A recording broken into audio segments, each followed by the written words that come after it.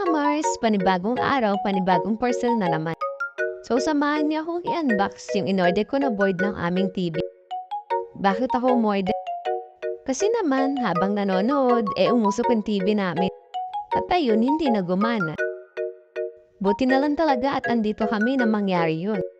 Para na lang kung wala kami, baka nasunog na ang aming bahay. So, nagtanong kami ni Daddy Brian kung magkano pagawa. Ang sabi ng technician, nasa 3,500 to 4,000 daw.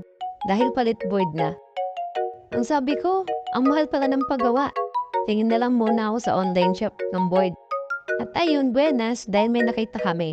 At take note, 1,500 lang siya. Kaya agad-agad, check out na ang Mars nyo. Dahil nag-iisa lang pala siya. O diba? From 4K, naging 1,500. Tipid tips.